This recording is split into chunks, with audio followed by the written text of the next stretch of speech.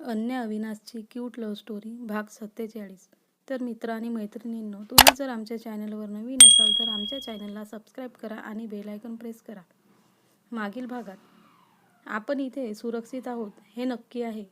तू एकदा सभोवताली बघ तर. आपल्याला जर येथे दाबून ठेवलं असतं तर आपण एवढ्या चांगल्या स्थितीत असतो का?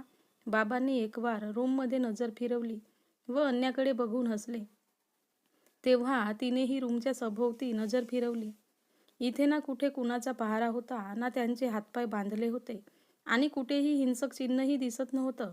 बाबा, मग आपण इथे कसे आलो? कोणी आणलं आपल्याला? ती अजूनही संभ्रमित होती. तर आतापासून पुढे अन्या, आपल्याला इथे आणणाऱ्यांचा हेतू आपल्याला सुरक्षित ठेवणे हाच आहे. एवढेच मला माहिती आहे, रवींद्र शांतपणे म्हणाले.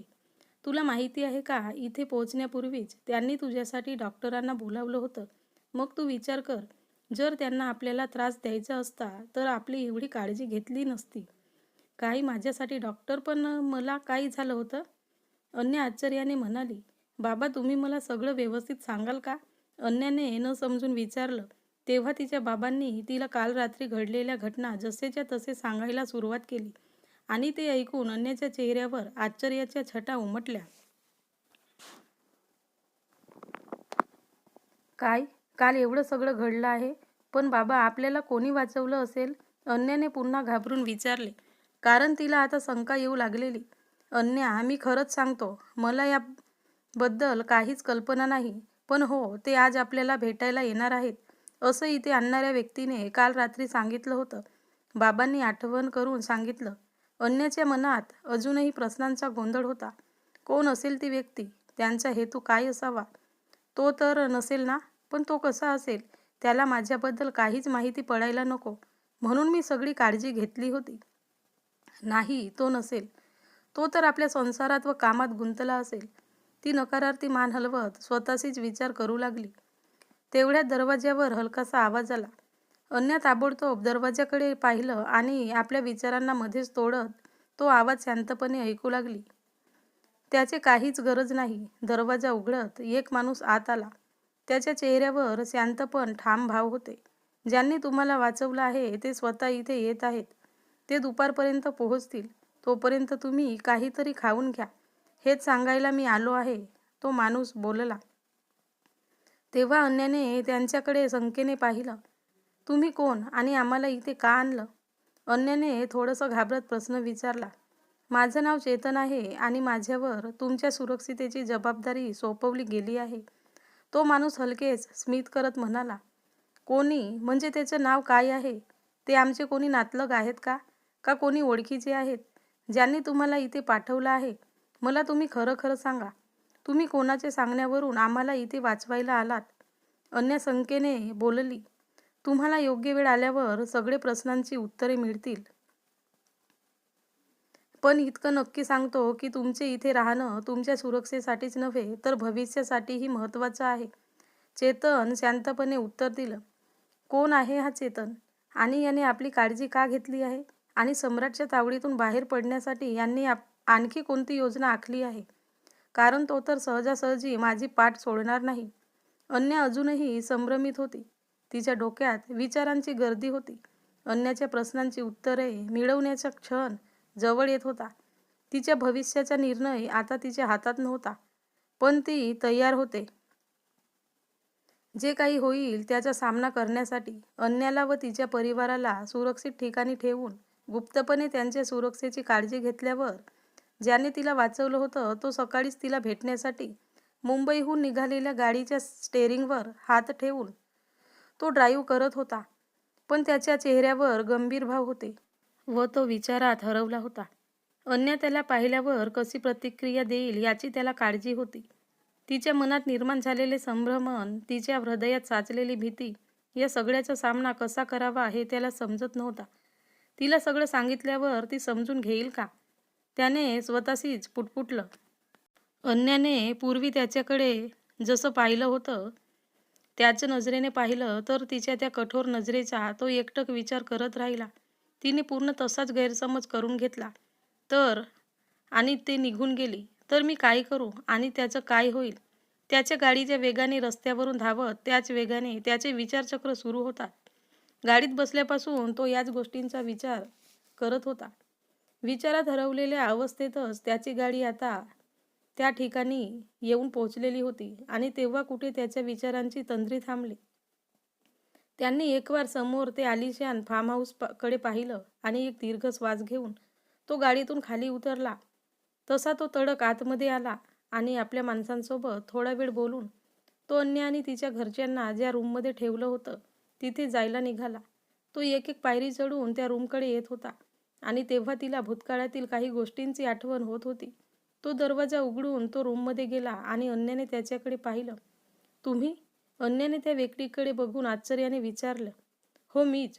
तो समोरचा व्यक्ती बोलला आणि किंचित हसत अन्यासमोर उभा राहिला. त्याला पाहून अन्याच्या डोळ्यासमोर 3 वर्षांपूर्वींचा प्रसंग आठवला. भूतकाळात. हॅलो बोल, काय झालं? तू का रडतेस?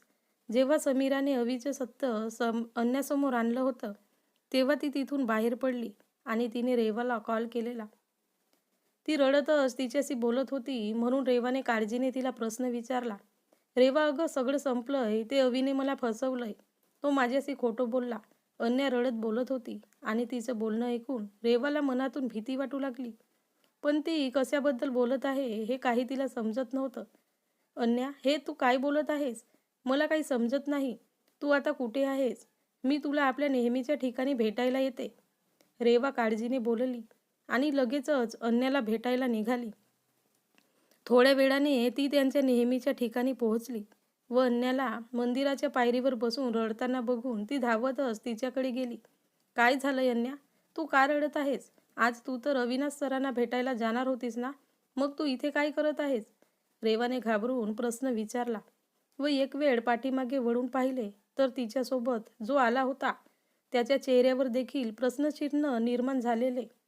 रेवा, त्यांनी मला फसवलंय. तुला माहिती आहे का? अवी आणि अविनाश हे दोघे एकच आहेत. पण त्यांनी मुद्दामून हे नाटक केलं होतं. मला आपल्या प्रेमाच्या जाळ्यात ओढण्यासाठी त्यांनी हे सर्व केलं होतं आणि मीही त्याच्या जाळ्यात अडकले. पण तुला माहिती आहे का, त्याचं आधीच लग्न ठरलं आहे आणि उद्या त्याची एंगेजमेंट आहे. अन्या रेवाच्या गळ्यात पडून रडत होती. तिची अवस्था खूपच वाईट झालेली होती. रडून रडून तिचे डोळे लाल झालेले. पण रेवा आणि मॉन्टीला तिचं बोलणं ऐकून धक्काच बसला. ते दोघे एकमेकांकडे आश्चर्याने बघू लागले. त्या दोघांना काही समजत नव्हतं. अन्या जे काही बोलत होती ते सगळं खरंच होतं. पण तिला हे सगळं कोणी सांगितलं होतं हे मात्र त्या दोघांना समजत नव्हतं. म्हणून मॉन्टीने रेवाला इशाऱ्यानेच तिला हे सर्व कोणी सांगितलं हे विचारायला लावलं. अन्या, तुला हे कोणी सांगितलं? कदाचित तुला मिळालेली माहिती खोटीही असू शकते. कोणीतरी मुद्दामून तुला हे सर्व सांगितले असेल. रेवाने अडखळत तिला प्रश्न विचारला. हे सगळं तिला कोणी सांगितलं हे जाणून घ्यायचं होतं. नाही रेवा, मी जे काही सांगत आहे ते सगळं खरं आहे. कारण मला ही सगळी माहिती स्वतः त्याच्या होणाऱ्या बायकोने, समीराने व अविनाशच्या आजींनी दिली आहे.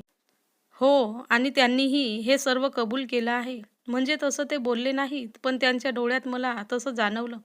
अन्या आपल्या डोळ्यातील अश्रू पुसत ठामपणे बोलली आणि मांटी व रेवाने एकमेकांकडे पाहिलं. अन्या हे काय बोलत आहे हे त्या दोघांना काही समजत नव्हतं. तेव्हा मांटीने हळूच अविनाशला फोन लावला. तर रिंग होत होते पण कॉल रिसीव्ह होत नव्हता. म्हणून तो काळजीत पडलेला. तेव्हा त्यांनी त्याच्या माणसांना सांगून अवीला शोधायला पाठवलं. अन्या, अगं तसं काहीच नसेल. तुझा काहीतरी गैरसमज झाला असेल. अविनाश तसा नाही. म्हणजे त्याने तुझ्यापासून आपली ओळख लपविली आहे. तुला धोका द्यायचा त्याचा हेतू नव्हता. त्याला तर तू पहिल्या नजरेत आवडली होतीस. म्हणून तो तुला जाणून घेण्यासाठी, तुझे आवडीनिवडी, तुझी स्वप्न जाणून घेण्यासाठी तुझ्याशी मैत्री करून तुला आपल्या प्रेमाची कबुली देणार होता. त्यानंतर तो आपल्या कुटुंबांच्या व तुझ्या कुटुंबाच्या सहमतीने तुला रीतसर लग्नाची मागणी घालणार होता. रेवा अन्याला समजावत बोलली आणि तेव्हा तिने रेवाकडे आश्चर्याने पाहिलं. म्हणजे रेवा, तुला हे सगळं माहिती होतं तर तू देखील या सगळ्यात सामील होतीस? म्हणजे इतके दिवस तू पण माझ्यासोबत खोटं बोलत होतीस? अन्याने थोडी रागातच रेवाला प्रश्न विचारला. तेव्हा कुठे रेवाला आपण आता काय बोललो याची जाणीव झाली व तिने अपराधीपणाने खाली मान घालून होकारार्थी मान डोलावली. पण अन्या रेवाच्या तिच्याशी काहीतरी बोलत होती बस मला आता तुझं काही ऐकून घ्यायचं नाही. अन्याच्या डोळ्यात आता फक्त संताप उसळत होता.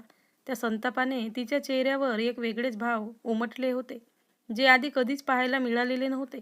रेवा अवीच्या या नाटकात सहभागी असणं तिला आतून पोखरत होतं.